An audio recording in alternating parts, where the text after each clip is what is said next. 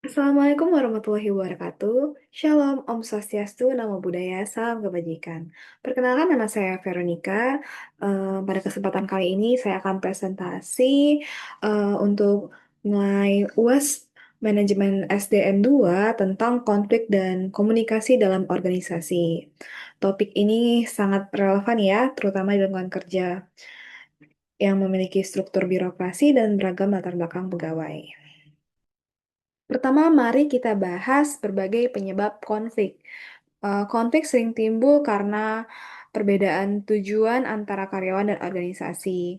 Em, Misalnya juga tiap-tiap divisi itu eh, pasti memiliki target yang berbeda-beda dan prioritas yang berbeda. Jadi kayak kadang tujuan itu saling bertabrakan, konflik pun terjadi. Misalnya contoh bagian keuangan ingin menekan anggaran pelatihan, sedangkan bagian SDM itu ingin mengadakan pelatihan yang mengembangkan kompetensi, jadi butuh anggaran lebih. Jadi terjadi perselisihan antara penentuan skala prioritas anggaran ini. Lalu adanya perbedaan nilai atau budaya kerja itu pasti em, mempengaruhi terjadinya konflik di mana keanekaragaman gaya komunikasi, cara menyelesaikan pekerjaan, dan karakter pribadi bisa memicu gesekan antar karyawan ini. Terus adanya gaya kepemimpinan otoriter bisa bisa membuat keadaan di kantor itu menjadi tidak terbuka dan tidak adil, dapat menciptakan ketegangan antara atasan dan bawahan. Em, Terus komunikasi yang buruk tentunya menyebabkan konflik, bisa terjadi kesalahpahaman. Jadi komunikasi yang nggak jelas ini bisa membuat eh, penyampaian informasi itu terlambat dan menyebabkan kesalahpahaman. Lanjut ke ketimpangan beban kerja, di mana ketika karyawan merasa diperlakukan tidak adil, baik dalam bagian tugas, penghargaan, atau pengakuan, hal ini bisa memicu konflik. Nah, bagaimana eh, metode penanganan konflik yang tadi sudah disebutkan? Nah, yang pertama yaitu collaboration, kolaborasi atau win-win solution. Di sini melibatkan semua pihak untuk saling terbuka, mengungkapkan kepentingan masing-masing, dan mencari solusi bersama yang saling menguntungkan. Jadi, jika hubungan jangka panjang, penting dan kedua pihak harus bersedia bekerja sama yang mengalami konflik ini.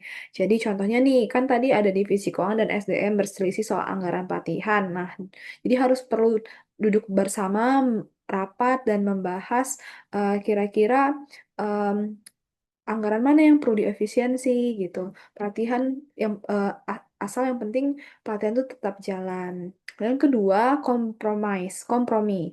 Jadi eh, istilahnya split the difference. Jadi masing-masing pihak yang mengalami konflik ini memberikan sebagian em, menjelaskan gitu keinginannya untuk mencapai kesepakatan. Jadi kalau misalnya emang waktunya kurang banyak nih, jadi berkompromilah, mengalah istilahnya ya.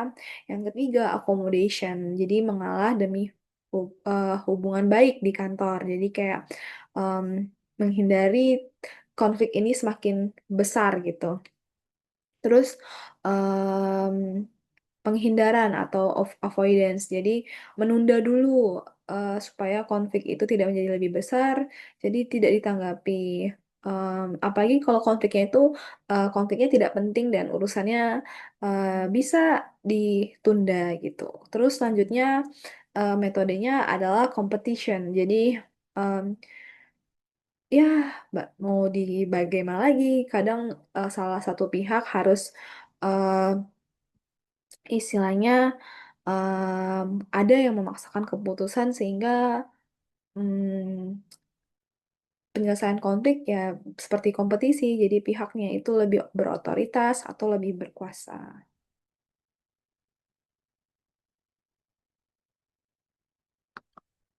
Selanjutnya, eh, apa sih pentingnya komunikasi efektif dalam organisasi itu?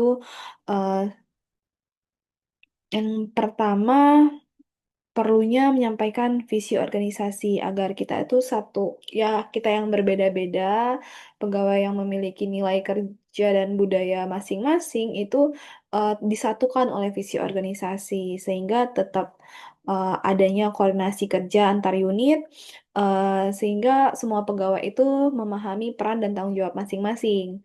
Lalu juga membangun kepercayaan. Nah, membangun kepercayaan supaya terciptanya hubungan yang sehat antar pegawai. Jadi, pegawai itu merasa dihargai ketika pendapatnya didengarkan. Selanjutnya, mencegah konflik. Tidak memaksakan kehendak di sini. Jadi bersifat terbuka dan semua mau menyampaikan ide dan termotivasi dan semangat kerja. Tentunya dalam menjalankan komunikasi efektif pasti terdapat hambatan. Yang pertama, hambatan organisasional. Nah, yang pertama itu adalah tingkat hierarki, di mana adanya posisi atasan dan bawahan menyulitkan terjadinya komunikasi yang efektif. Selanjutnya, struktur organisasi yang kadang mungkin terkesan kaku sehingga memerlukan beberapa birokrasi-birokrasi yang harus dijalankan. Selanjutnya, adanya spesialisasi mengkotak-kotakkan em, divisi-divisi itu sehingga terhambat komunikasi ini. Jadi kepentingan divisi em, menimbulkan konflik. Selanjutnya hambatan antar pribadi di mana em, masalah ketidaksempurnaan manusia dan bahasa di mana contohnya adanya persepsi selektif, suatu proses yang menyeluruh untuk bagi seseorang untuk menyeleksi em, bagaimana dia memproses suatu keadaan. Jadi persepsi orang pasti berbeda. Mas. Nah, selanjutnya ada tipe komunikasi organisasi. Vertikal, di mana terdiri dari komunikasi ke atas lalu ke bawah. Jadi upward communication itu komunikasi ke atas untuk menyampaikan informasi kepada tingkat manajemen atas apa yang terjadi di tingkat bawah. Lalu seperti contohnya itu seperti laporan periodik, terus penjelasan, gagasan, dan permintaan untuk pemberian keputusan. Lalu untuk downward communication yaitu komunikasi ke bawah di mana dari manajemen puncak kemudian mengalir ke bawah melalui tingkat manajemen sampai ke karyawan paling bawah. Nah, kalau untuk contohnya itu seperti memberikan pengarahan, informasi, ada juga instruksi, nasihat, atau saran dan penilaian kepada bawahan. Selanjutnya ada komunikasi lateral atau horizontal. Nah, ini komunikasi di antara para anggota dalam kelompok untuk bekerja sama, juga bisa antar departemen pada tingkat organisasi yang sama, kepala-kepala divisi. Nah, itu untuk membantu koordinasi dalam suatu organisasi. Selanjutnya ada komunikasi diagonal, komunikasi yang memotong secara em, menyilang. Ini bisa terjadi di organisasi di mana uh, antara staf divisi satu dengan kepala departemen yang lain. Selanjutnya yang terakhir ada komunikasi personal, komunikasi antar dua orang yang dapat berlangsung secara tatap muka, face to face communication, dan komunikasi bermedia, mediate communication.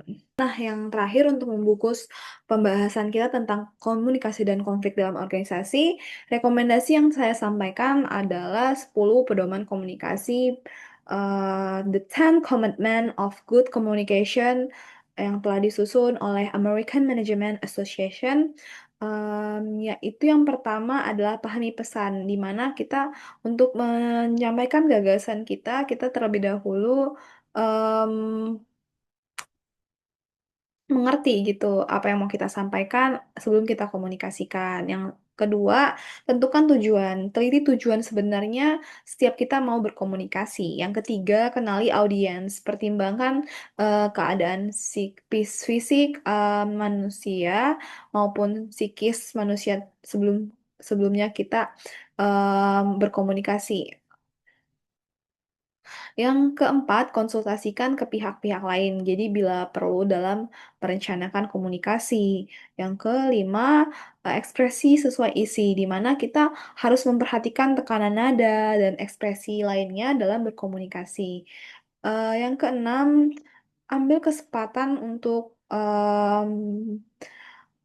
meminta umpan balik dari komunikasi tersebut. Yang ketujuh yaitu tindak lanjut em, bagaimana kita merespon umpan balik tersebut untuk komunikasi ke depannya. Yang kedelapan, konsisten. Perhatikan konsistensi dalam berkomunikasi. Yang kesembilan, aksi sesuai pesan. Jadi kayak tindakan perbuatan yang harus kita lakukan setelah kita menyampaikan pesan atau komunikasi yang telah kita lakukan itu harus sesuai dengan apa yang kita sampaikan. Yang ke-10, menjadi pendengar yang baik. Jadi berkomunikasi tidak hanya untuk dimengerti, tetapi untuk mengerti. Oke, baik. Sekian itu saja yang dapat saya sampaikan. Terima kasih dan mohon maaf apabila ada kesalahan.